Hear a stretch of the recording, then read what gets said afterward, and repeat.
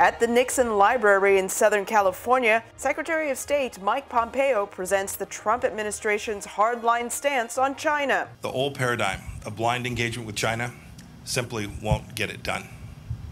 We must not continue it, and we must not return to it.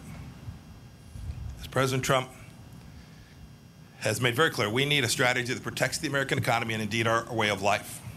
The free world must triumph over this new tyranny. Pompeo says the old way of engaging with China resulted in self-censorship among U.S. businesses and in Hollywood, while China continues with repression on the Chinese mainland and Hong Kong.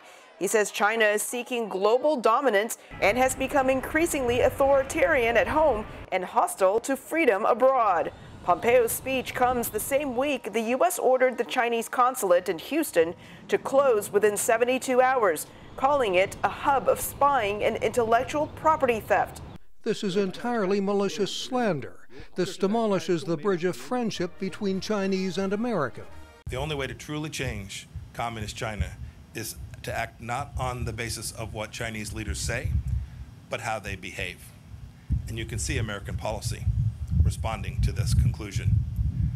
President Reagan said that he dealt with the Soviet Union on the basis of trust but verify.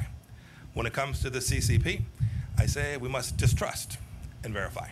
It is not surprising that the U.S. is taking a tougher approach on China, says the Rand Corporation's China expert Timothy Heath. That there is a long-term trend that's been going on since President Bush, George Bush Jr., of a gradual hardening of America's position regarding China. And I think ultimately that derives from the reality that the gap in national power is narrowing, that there is a real competition going on.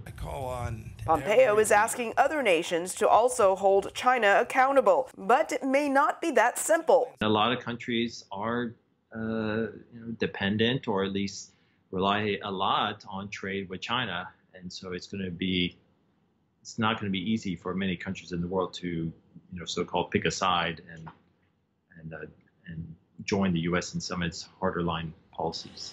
Heath says there is bipartisan support for a harder line on China, especially on specific issues such as intellectual property theft and China's approach to Hong Kong, which may be an indicator as to what will happen after the November presidential elections. President candidate Joe Biden has voiced a very tough line on China, echoing, again, quite a bit of bipartisan concern about China. So I anticipate, regardless of who wins the election, there will be a lot of what you see from the Trump administration will continue. The question remains to be seen whether this approach will be more successful than what was tried with other administrations.